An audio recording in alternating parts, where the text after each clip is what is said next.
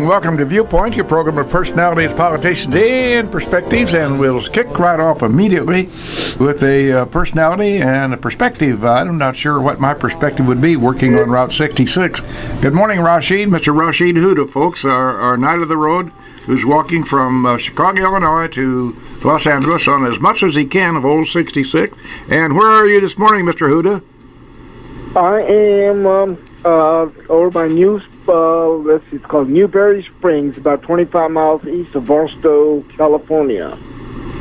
Well, California, here I come. You're there, by golly. Yes, I am here. Let me ask you a quick question. I saw on Facebook this morning a picture of Rashid Huda today, 64 years of age, and there's a gentleman next to him. Would that be Rashid Huda of an earlier day?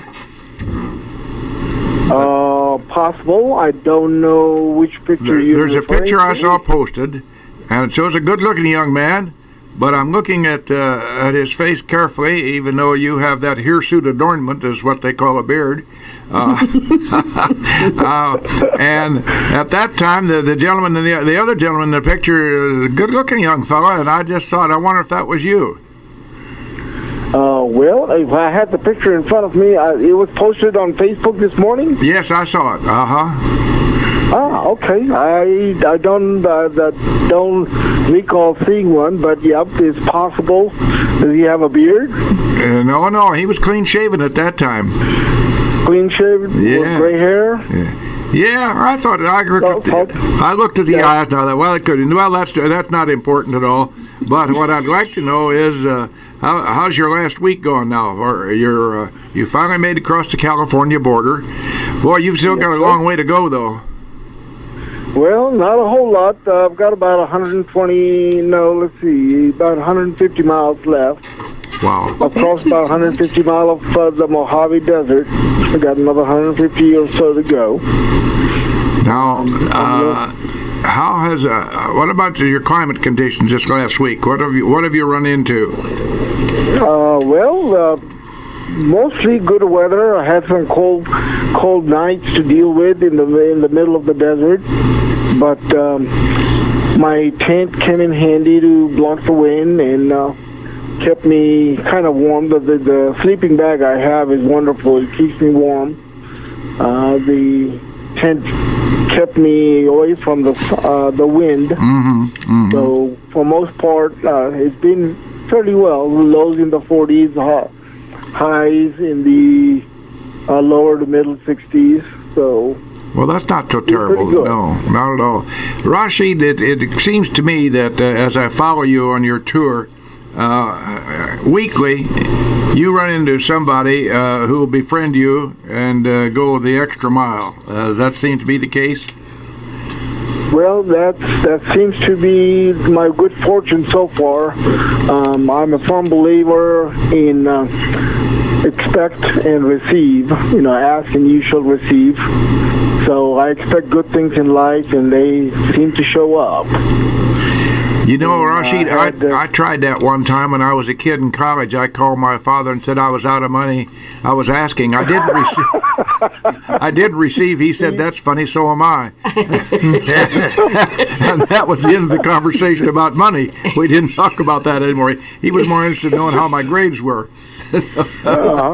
So, have you had any unusual episodes or experiences this last 6 or 7 days, sir? Well, I ran into some young men that were there were 3 young guys.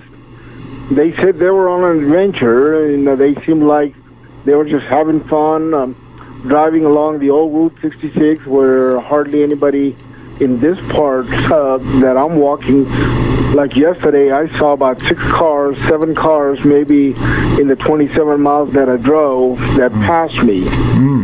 Granted, that was a rough road. Yeah. But these 3 gentlemen was just passing by, and they stopped because they saw me from a distance in my bright yellow. And when they found out that I was walking from Chicago to L.A., they were just mesmerized. Sure. Now, it occurred, you said you walked 27 miles. Judith, that's from here to Springfield. That's a long. You think you could do that in a day? Are you kidding? In a day? A week, maybe. So, I wanted to touch base with you. Judy and I want to get our weekly visit in. We have a very important guest with us this morning. We're going to talk about a situation that I know you something about it. Habitat for Humanity. Very, very important. Oh, yes, absolutely. Very important. Yes, sir. In the world, really, not just here in Logan County. So, we're going to say goodbye to you and wish you well. As I always admonish you, stay safe, brother. Yes, sir. And before we do, can I plug in something real quick? Yes, sir. Go ahead, Rashid. I have decided that my stroller that I have been pushing, I'm going to put it up for auction, and the proceeds will go to the East Ridge Community Center that I have been sponsoring through my walk. So that was something that I wanted to bring it out to people's attention, because I believe the next Wednesday would be the Wednesday before the end of my journey. My goodness gracious. I plan on finishing on the 21st of January. It's a Saturday around 3 o'clock or so. That's the plan at the moment. We'll see how it goes. So I just wanted to bring that people's attention. Yeah, that, we can make that a nationwide auction. People could bid online. Yes, sir. That's what I would like to do, is put it up on the Facebook, and then have people bid on it, and the proceeds go to the charity that I've been supporting since the midpoint of my journey. Well, have you contacted the folks at the Guinness Book of Records to see if there's a category that you could qualify for, sir? No, I have not, but that's not a bad idea. I'd like for you to think about that. I will look into that. I don't know if they would, except at this point, I think they're more stringent about observing in documentation aspects of it, but it's worth giving it a try. Yeah, right. Well, I'll check and see. Well, sir, you have yourself a fine day, as I always admonish you, Judith, and I want you to stay safe. Yes, sir, that's the plan. Have a wonderful day, sir. Thank you, Rashid. Mr. Rashid Huda, of course, the gentleman who's walking from Chicago to Los Angeles. By golly, he's you didn't hear this, Judith, but he's planning on wrapping this thing up in another 2 days. Yeah, he's going to be ahead of his schedule. All right, let's get right down to serious business. We always, Mr. K, and I'm going to have Judy make the formal introduction here in just a second, but we always try to start Viewpoint with a kudo, and I can't think of a more appropriate kudo, Judith K, than would be to acknowledge and thank all the volunteers who work for the subject matter today. So with that being said, why don't you make a formal introduction of this gentleman? He might be known to 2 or 3 of the people in the county. Just liable to be. Just liable to be. Especially up there in Scholar Prairie area. Yeah, right. Leonard Krusemark is with us today, and of course he lives up in the Emden area, and has, with his wife, he's been married for 67 years. Yeah, let's say good morning to Betty Ann while we're at it. We'll just say a good morning to her. She's in the nursing home at Hopedale. At Hopedale, so yeah. It wouldn't be inappropriate. She might like a card for somebody. Somebody can. Oh yes, indeed. Send a card to Betty Ann Krusemark at the what's the name of the Hopedale Nursing Home. Hopedale Nursing Home. We got it. That wouldn't be a bad idea, folks. So go right ahead, Judith K.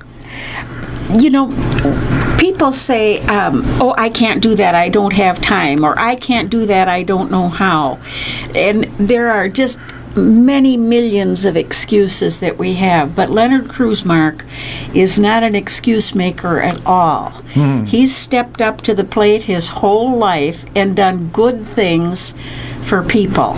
And we need a lot more Leonard Krusemarks. And one of the things that you've been very involved in is Habitat for Humanity, which is a really great outfit. I know more about it than I used to, and I think it's just a darn good idea. Bill found on the internet about Jimmy Carter, of course, and he's been a real booster for them. He's even more famous than Leonard. Even more. And he did something that you do, in that he gave a Bible to each new home recipient that he had worked on the home. And you do that too, and have for a long, long time, out of your own pocket. You buy a nice Bible because you said every home should have one. That's probably why you've been happily married for 67 years and been able to do so much. Well, welcome. We want to give you a big welcome. Leonard, Judy and I have had this idea that it'd be nice to bring you aboard because you're so involved and in a quiet way. This is what volunteerism is. It isn't come out there and have. I want to have my picture on the front page of the paper. The real volunteers are the people who just step up quietly and swing a bat and do their job and go away. We don't want Leonard to go away at any time. We appreciate your spending your time with us, Mr. Krusemark. Well, I'm glad to do it, Bill. I love to talk about this subject because it's so gratifying. It does so much good to so many people, and it's lasting, and it's something that they'll do that they're never sorry of. I mean, it really does a great thing for a community. One of the things that Habitat touts is the fact that it is not a handout. That's correct. It's a hand up. Hand up. And maybe you could talk about that for a little minute, Mr. Krusemark. What we intend to do is to make it like a partnership. A partner, the family that wants a home, and the volunteers that are willing to help. And we get together, and the family that wants a home has to help supply some of the labor and a little down payment, and they sign an agreement which lasts about 20 years, that they're buying the home over a 20-year period at a discounted rate, only 70% of the assessed valuation, and a zero interest. You can't get in a home any cheaper than that. No, you can't. Well, and it's the same thing if they were renting a house. That's what they would spend. That's their rent. For rent. Yes. And when they get through, they don't have anything to show for it. This way, they have, like, for instance, the family that lives a catty corner across the corner from Bob Jekyll's office. That was the first one that I helped with. It's a coincidence. Bill Sauce and George Dom were standing on the corner selling 2x4s. And I stopped and I said, why should I want to buy a 2x4? And he says, well, you put your name on it and then you get to put it in this house. And I said, well, tell me more about it, And the next thing you know, I was in there helping on that house and been doing it ever since. But, by the way, that house is all paid for now.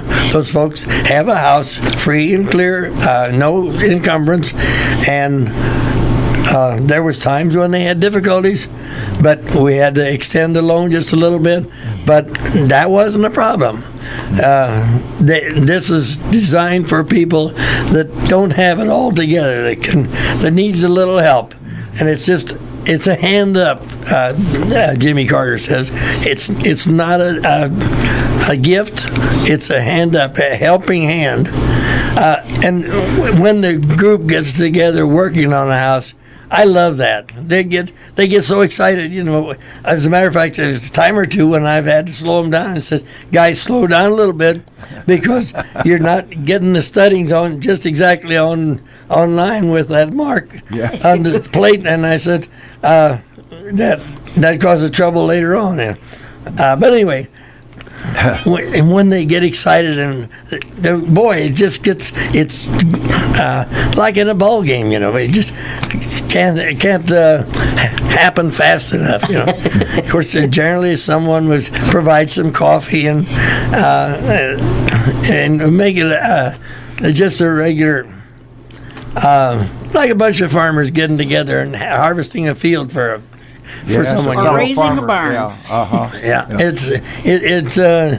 and it's a community builder. Let's see, what was it? The second house, it was a rehab house, and anyway, Mitchell Newhouse said, we got a bunch of windows that are odd size. Can you use them? Well, sure. We'll make them work. We were putting in all new windows anyway. So anyway, they bring a bunch of odd size windows, and we figured out where to put them. And, my goodness, there's a lot of dollars worth of windows in a house. Oh yes. And that was a big help there, but. And like Eaton Corporation gives you all the... Oh, my goodness. Yeah, and Woods Foundation. Yeah. And now just the other day... They've been instrumental in helping this. The elevator... yes. They gave you a nice... $3,000. Yes. But anyway, everybody wants to get on board and help out, Some can do it by swinging a hammer. Others can do it, with their pocketbook. But however, it builds a community then. So it's really an exciting thing. And what a blessing it is when you bring everything together and have the dedication and present them with the Bible. Here's a new beginning for your family, starting all over again. Now, everything's behind. And everything new is in front, and here's the way you put your family together. What's really important, we're going to concentrate on that, and your family will benefit in the future. You spoke to an important point, Leonard, and that is not everybody is mechanically inclined or can be a decent carpenter or an electrician for that matter, or a plumber. You don't have to have those mechanical skills to help in this project, Habitat for Humanity. There are many ways that you point out, particularly a checkbook. That just takes a little mindset. That doesn't take any physical skills to do that. But an important offshoot of this is the impact that we have, that Habitat has on children in the community. And that's, if for no other reason, it's justified. If for no other reason. Because the impact that has on little children who don't have much say in what's going on, Well, along that line, there was this one house. A couple of girls came and they wanted to do something, and so I helped them get started painting the room, and they were having so much fun. And anyway, it was great. It was great. But they wanted to help out. They wanted to do something significant, and they learned to paint that day. The first work they'd ever done. They were about high school age, and but I had so much fun watching them learning how to paint. They'd never done anything like that before, and it was terrific. Just watching these projects go is a thrill to me anyway. So I love it. To become a homeowner takes a lot of learning, because once you have the home, you have to keep it up. Yeah, exactly. And you talk about some of these people that you've dealt with through Habitat maybe have a little trouble with the budgeting. But now Habitat is there to help them, show them how to work this out. So they don't only build a new house for somebody who'd not be liable to end up owning a brand new home, but they help them see how you pay for it, how you care for it, how you put it all together. It's a lesson in life, yes. There was a family that the father didn't have a high-paying job, and the payments were difficult, but anyway, we arranged some help with their budgeting and stuff, and had to stretch things out a little bit, but they stayed with it, and anyway, and by the end, it was all paid for, and they have a home. Nobody can take it away from them, and it all worked out. And they're just so happy with it. And then there's another option. One lady, the company she worked for, said, if you want to keep your job, it's going to Florida. So you have to go to Florida. She said, what do I do with my house? We said, well, let's see if you can, if you offer it for sale, what you can get for it. So she got a realtor. The realtor looked it over. It's a wonderful house. And she took perfect care of it. Anyway, and he priced it, which I thought was pretty high. Mm-hmm. But the buyer said, I'll take it. I'll be darned. And bingo, she went to Florida with a nice wad of cash, paid off her house, no encumbrance that left behind, and nice wad of cash to start with a new house in Florida. Well, as you'll think say, how something like that makes your heart feel. Both ends of it, both you who work on the Habitat homes and the people who eventually own that nice house. And they are nice houses, aren't they? They are very nice. They're really very nice. My golly, when I had my first house, I'd have been right proud to have that. You want to believe it. Now, just think what satisfaction that gives a person to see that your hard work has turned into this for you. You know what? We have to do some hard work too, and it's called on behalf of the art. We have sponsors. This is a capitalistic system, Leonard, and we have to pay for this airtime. And so therefore, we're going to defer to Mr. Ashley. He's going to bring in a word or two from our sponsors. And we're right back live in the studios here at WLCN 96.3 FM on your dial. Our guest this morning is Mr. Leonard Krusemark, an esteemed gentleman in this community, and I'm not trying to stroke you, Leonard, that's just the way it is.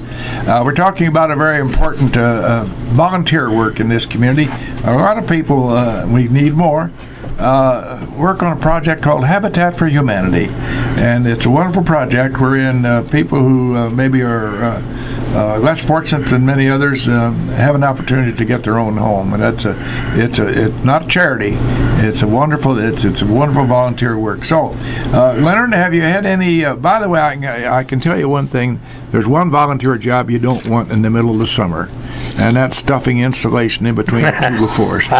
Joe does that most of the time, but anyway. I have helped with it already. Yes, boy, that's it. You're ready to go home and get a shower. Yep. Oh, boy. When you do that. That's itchy job. Oh, boy. Leonard, have you had any unusual experiences in your work, either in the field or with talking with people about the Habitat? Oh, yes. Like I said several times, people get the wrong impression that it's a gift, Mm-hmm. They don't get the idea that it's a partnership. It's a community builder. You know how. Well, for instance, way back when the country was first settled, people would get together and help build a cabin or something. Mm-hmm. Well, that's kind of like that. Mm-hmm. It's a partnership, and if we didn't have some help, some neighbors, it just wouldn't work. Right. So that's it's one of the things that built this country in the first place. From people helping people. Yes. In the olden days, the high school used to have a building project where they'd build a new home every year, but they don't do that anymore. And on the house that's being built currently, I think it's interesting that the high school building trades are helping with this. And there's a good source of labor for Habitat and a darn good learning experience for these young people, and God knows we'll always need carpenters, or like my dad used to call them, wood butchers. well, there is a difference. That was my category. They're doing a great job, and I had hoped to work with them, but they're they're doing such a good job that they really don't need somebody like me, for instance. But anyway, I'd say, Mr. Krusemark, that whether or not you physically help on each and every project, you're about as vitally involved as the last job done there. They need the Leonard Krusemarks in this community, and happily we've got one that always steps up to the plate and grabs a big bat. We've got another project, and just as long as I was ever on the board, George Dom wanted to build a house in Emden. He said, you got such a good group of volunteers there, and I'd sure like to build a house in Emden, but we didn't have anybody that qualified. Or anyway, so now, just lately, the family had their house burned down there in rural Hartsburg, and anyway, and they want to stay in the Emden community, or Emden Hartsburg, and so all we had to do is find them a lot and get the volunteers mobilized to build a house, and we're in the process, and I think it's going to work. And anyway, it's going to be a poster event, for the whole county, because we've been kind of off the side and really didn't. And a lot of the houses are, well, let's see what we do. 21 houses. 3 in Mount Pulaski, 1 in Elkhart, 1 in Atlanta here. But anyway, and all the rest of them in Lincoln. And not that Emden can't see as far as Lincoln, but anyway, they really never get part of the flavor of helping with it. Well, Judy and I often talk on the air, as well as at her kitchen table. Pardon me, your dining room table. Well, no, it's the porch. The porch, okay, whatever. About this matter of volunteering and the importance of it. And I mentioned the children earlier. Some of the older children can also learn a valuable lesson, seeing people step up to help other people. And that's just kind of an interesting byproduct of this whole process, because unfortunately there's too doggone much narcissism going on in our whole community, not just the whole state of the country, and teaching people to help out and reach out to help other people is not a bad thing. Well, let's see, the one house, Reverend Shelton was was there, and anyway, we introduced an idea that this is a new beginning for your family, and it's an opportunity to bring your family together, have a time when the family together time where they have devotions and can share things, and anyway, it's everything else is laid out. It's a new house. It's a new Bible, and everything's a new community that they're ever involved with. So, yeah, it just works out perfect. And anyway, it is a good time to bring together the family and emphasize the value of the family togetherness, and how we are supportive of each other, and how all of life is like that. If you just, it's a wonderful thing. And you see more of that in our smaller communities as opposed to a major metropolitan area. And so that's why Judy and I always talk about how lucky we are to be here in Logan County, because we've got these wonderful little small communities around the Mount Pulaskis and the Atlantas and the Emden, Hartsburg, etc. New Holland, let's don't forget Sheridan Township. It's a joy to be with people who are brought up with real values, as opposed to I'm in it for me.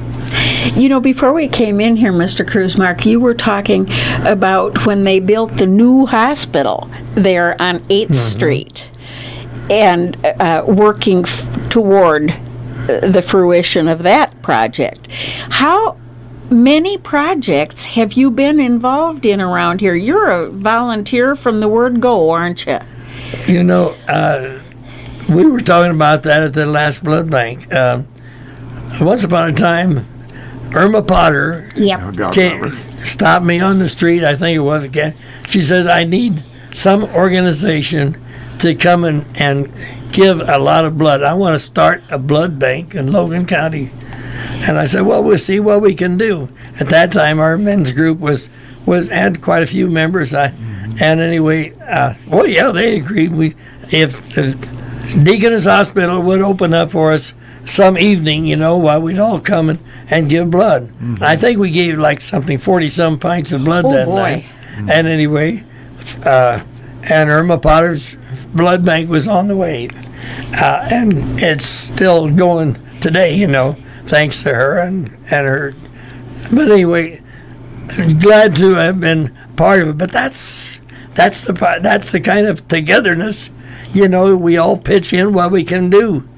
She was a unique and an extremely important lady to this community. Oh, yeah. County, I don't know a better term, county nurse. I'm not sure the exact title. Well, didn't it start with being a TB nurse? I don't recall, honey. But anyway, she was. The Elks Crippled Children Trust had a very important volunteer work, and still do today. In those days, and I think today too, they bring an orthopedic specialist in to see these children, and Irma was in charge of that.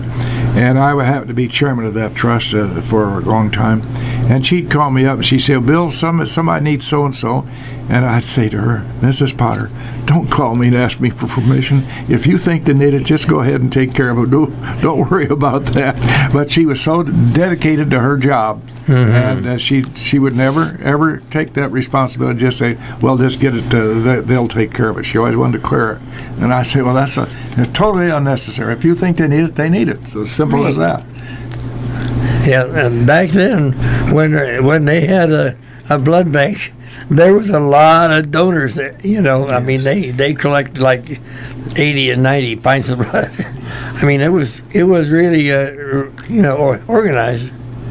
That's another point, Judith K. We might be able to find somebody who's kind of the titular head of that blood bank organization here in Logan County, if there is one as such, and get them up here and talk about that, because often they fall way short of their goals. Oh, yes.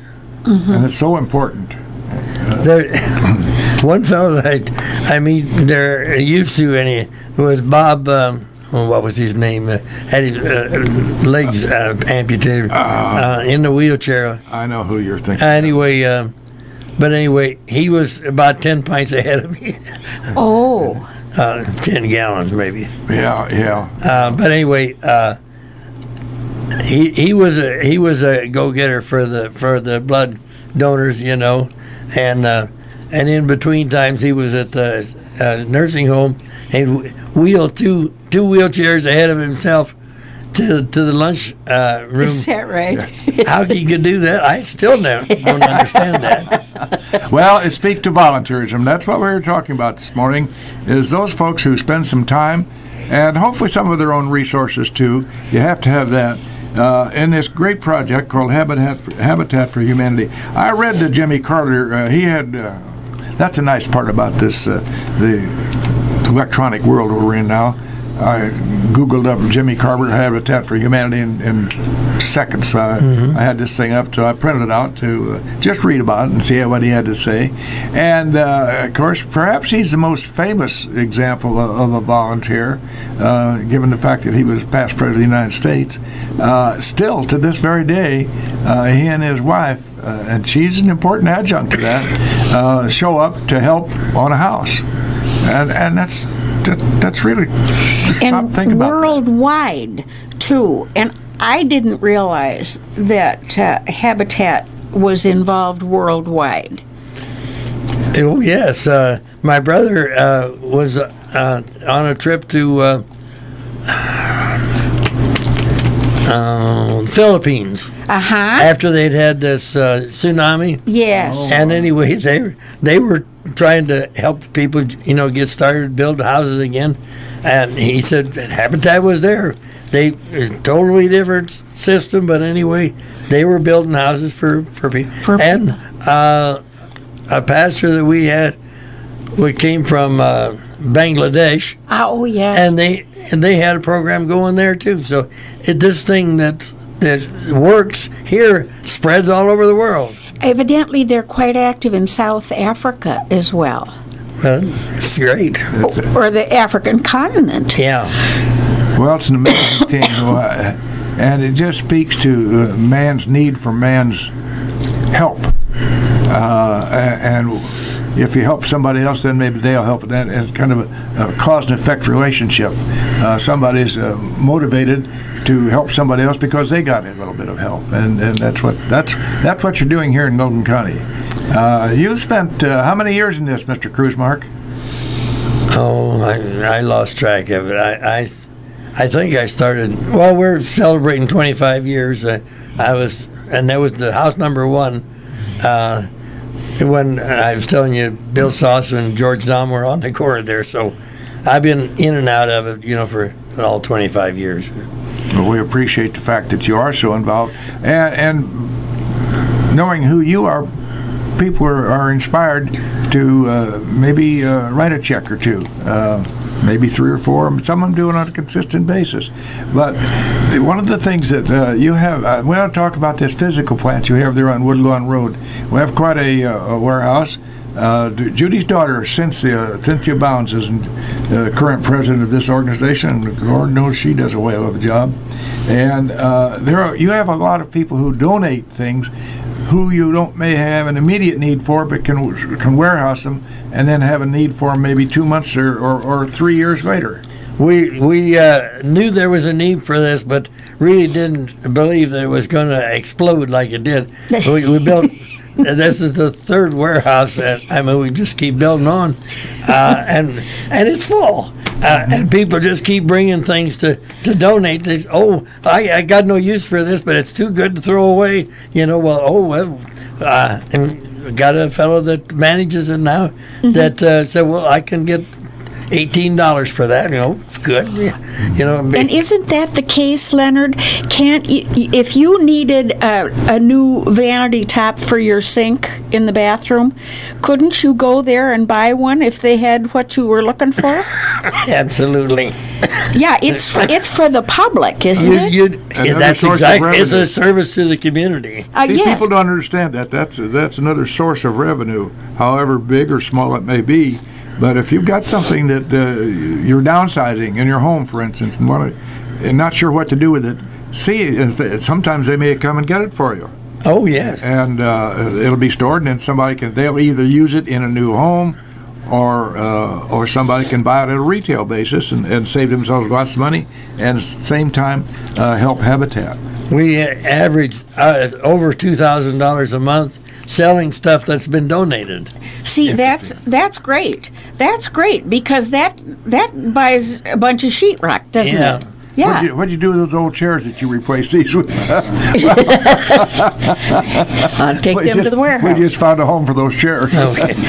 One thing people can do for Habitat that maybe they aren't aware of, we've got an awful lot of people in this area who are mighty good cooks, myself excluded. No, I wouldn't say that. But I'll argue that. What you can do is make lunch and make the coffee break things for the workers who go there before breakfast on Saturdays and work all day on the house, the volunteers. And they got to have some lunch, and they don't just shut her down and go.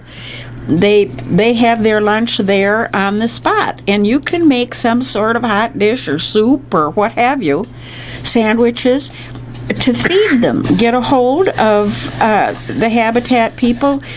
Tony Reifsteck comes to mind. God love her. She's a hard worker. Oh, yes. Get a hold of them and tell them you'd be willing to make lunch for people on a Saturday.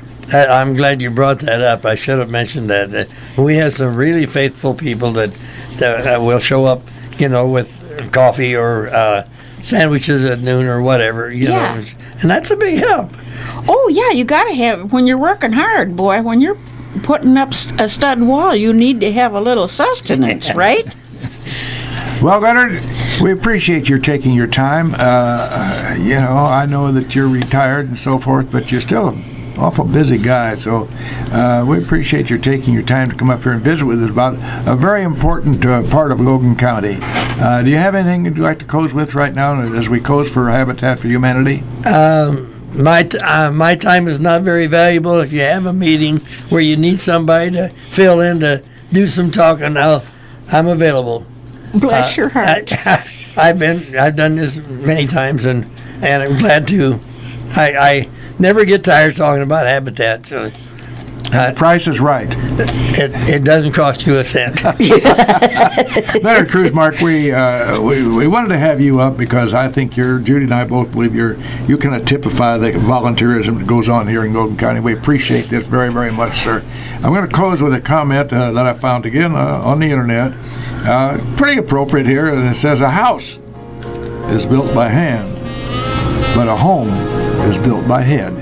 Thank you, Leonard Krusemark, for being with us this morning. Thank you for the privilege.